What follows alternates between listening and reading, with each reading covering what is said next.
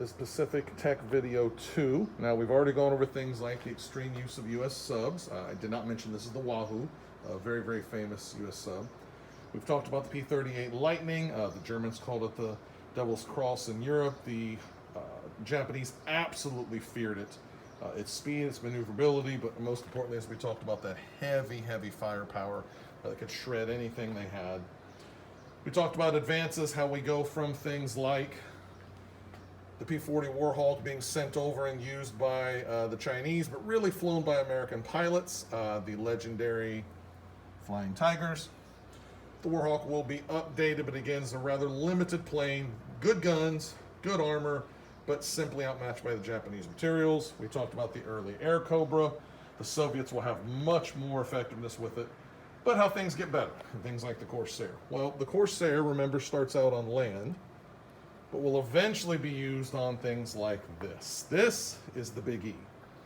This is what dominates World War II, the aircraft carriers, and this is the most decorated American carrier in the war, the Big E, the USS Enterprise, or CV-6. Now, as we mentioned, you're going to have aircraft stored on the deck. Now, each of these squares that you see are elevators. Those will take aircraft down into the belly of the ship, where they can be repaired, rearmed, refueled, etc.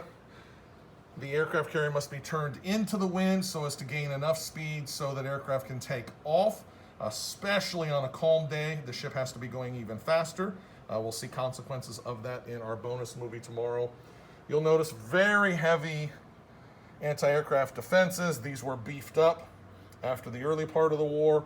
But remember that all carriers are going to be part of a carrier task force, including things like those fast battleships that I had already showed you. So things like the Missouri and all their massive firepower and anti-aircraft to go with it. We've talked about the medium bombers. We've talked about the heavy bombers. Now, things I want to add. Remember that the Flying Tigers are part of defending China. This is the only kit that I've ever been able to find of an actual Chinese soldier defending China during the Japanese invasion. Remember that part of the island hopping campaign is going to be taking the islands physically. The U.S. is going to be using the same technology in the Pacific that it's using in Europe. So tank-wise, it's going to be dominated by the M4 Sherman. Couple additional pieces. They're going to be using the most common American tank destroyers as well. Also using these as kind of indirect artillery and field guns, good field of fire. Gonna have problems with that open turret that we'll come back to, something the Japanese are famous for, just like the Soviets. Then we even have the self-propelled guns. This is the biggest the U.S. makes in World War II. And during the island hopping campaign, they refer to this as the door knocker. If you remember during your notes, we talk about how when you get to certain places like Iwo Jima, where the Japanese are digging in and refusing to go out, that they would simply blow those caverns shut. This is one of the things that's doing it. It literally has essentially a digger from a back end, a backhoe or front end loader that is dropped and literally digs into the earth because of the sheer force and concussion of this gun. The first time they fired it, they had the gun too far forward when they were first creating it, and it literally flipped the gun completely over. That is a battleship gun by caliber that they've simply put on tracks. The Marines loved these things as they were attempting to clear the islands. Other ones, for instance, same caliber, but now as a traditional piece of artillery that's called a long tom. Again, pound, pound, pound the enemy. Now remember, the war they thought was going to be these versus those. That, of course, the legendary Yamato we looked at before. But instead it becomes an aircraft war dominated by aircraft carriers, the occasional surface engagement, and then groups of these taking on groups of these. Now, the Japanese had some tech that at the beginning of the war was amazing. These are not to the same scale as the American tanks. But the Japanese did have a relatively decent light tank and actually a pretty good medium tank. For its time, it was the most dominant medium tank anywhere in Asia. It turned out to be absolutely no match for the Sherman.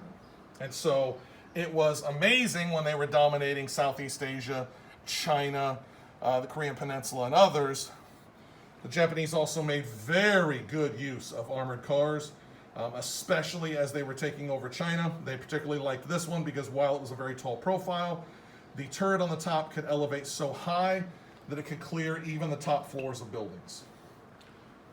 Probably what the Japanese are best known for, besides their heavy use of mortars.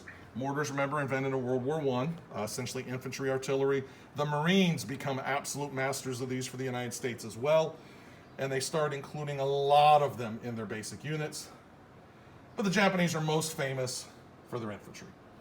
Their heavy use of machine guns, and what the Japanese believe they are the best of in the world is CQC, that close quarters combat. They believe they're the best close quarters fighters in the world. So they want to use artillery to soften you up. They want to pound you with the mortars. They want to chop you down with the machine guns. But really, that's all simply so the infantry can get close enough to engage you in close quarters combat. Bayonets, swords, field knives. They're really, really good at it. Now, the Japanese obviously have some good tech. They have motorcycles. They have trucks, as we mentioned. The tanks, they've got field tractors for pulling their artillery. But the truth is, as we get deeper into those islands, the vast majority of work is still being done horse when they have them, but usually sheer grunt labor. It's usually being done by either the Japanese themselves or, whenever they can, if they've conquered an island, slave labor. So, while the naval battles will be dominated by those aircraft carrier launched aircraft, medium and long range bombers, remember that the Japanese have as well as the Americans, the occasional pounding on the shore by the artillery, and the giant Navy guns of these monsters.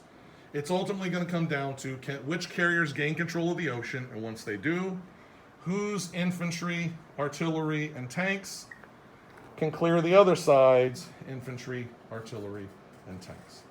If you have any questions, feel free to see me. Thanks a lot.